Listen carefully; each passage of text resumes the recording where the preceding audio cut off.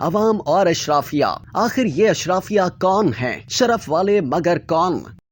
پاکستان کے عوام بجلی، گیس اور پیٹرول کے ہوش ربا نرخوں اور کمر توڑ مہنگائی کے خلاف ان دنوں سراپا احتجاج بنے ہوئے ہیں۔ وہ سڑکوں اور سماجی رابطوں کے الیکٹرانک پلیٹ فارمز پر کھل کر دل کی بھڑاس نکال رہے ہیں۔ شدت سے مطالبہ کیا جا رہا ہے کہ عوام کے محاصل پر عیش کرنے والی اشرافیہ اور مراعات یافتہ طبقے کو سرکاری خزانے سے دی گئی مراعات واپس لی جائیں اور عوام پر سے مہنگائی اور محاصل کا بوجھ کم کیا جائے۔ پاکستان کے سیاسی اور سماجی نظام پر نظر رکھنے والے جانتے ہیں کہ یہ معاملہ اتنا سادہ نہیں ہے، بلکہ اصل معاملہ بہت گہرا ہے اور اس کی جڑیں ہمارے پورے سماجی، سیاسی اور اقتصادی نظام کے گرد مضبوطی سے جمی ہوئی ہیں۔ جو لوگ اس پورے گورکھ دھندے سے واقف ہیں، ان کے نزدیک یہ معاملہ بہت گمبھیر صورت اختیار کر چکا ہے اور اس وقت پاکستان میں جتنے بھی سیاستدان ہیں، ان میں سے کوئی بھی ایسا نہیں ہے جس نے اشرافیہ سے فیض نہ اٹھایا ہو، خواہ وہ پی پی پی یا نون لیگ سے تعلق رکھتے ہوں یا پی ٹی آئی سے۔ ایسے میں کون اس پر ہاتھ ڈال سکتا ہے؟ اشرافیہ کی اصطلاح سے مراد وہ اقلیتی گروہ ہے جو مراعات حاصل کرتا ہے یا معاشرے کے بالائی طبقے پر قابض ہے۔ عام طور پر اشرافیہ کا تعلق حکمراں طبقے یا ان لوگوں کے ساتھ ہوتا ہے جو کسی خاص علاقے میں اپنی بالادستی کا مظاہرہ کرتے ہیں۔ بعض اوقات مختلف اشرافیہ کے مابین